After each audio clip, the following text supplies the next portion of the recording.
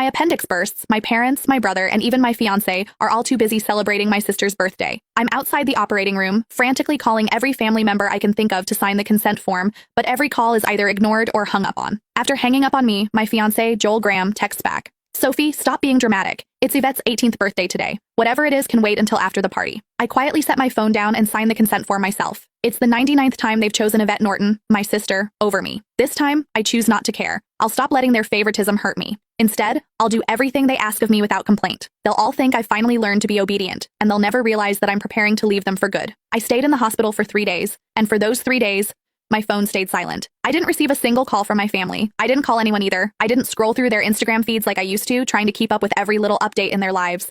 Instead, I just quietly rested in my hospital bed and dragged my weak body around for checkups and payments. Even on the day I was discharged, I didn't tell a soul.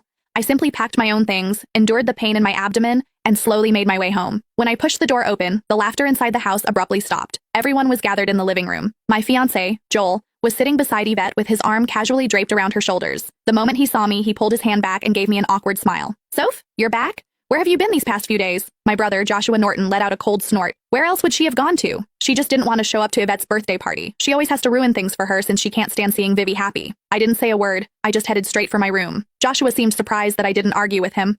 Normally, whenever he accused me of being selfish, I would break down in tears and desperately defend myself.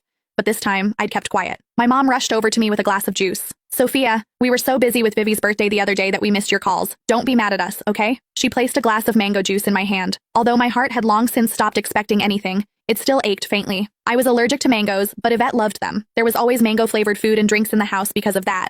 But no matter how many times I reminded them, no one ever remembered that I couldn't have mangoes. I handed the glass back to Mom and quietly stepped back. I'm not mad, I'll just go to my room. Just as I turned around, a loud noise came from the living room. Dad abruptly stood up and slammed his hand on the table. He screamed, "Why have you been walking around with that sour face ever since you came in? Your mother already apologized and even gave you your favorite drink? What's with that attitude? It looks like we've spoiled you too much." My heart twisted, and even breathing hurt. Tears blurred my vision, but I still lifted the glass from Mom's hand and drank it all in one go. I then gently set the empty glass down and wiped away my tears. I calmly looked at Dad. Yvette's the one who likes mangoes. I'm allergic to them, but it doesn't matter. I already drank it all. Can I go to my room now? Sophia, why didn't you say something earlier if you were allergic to it?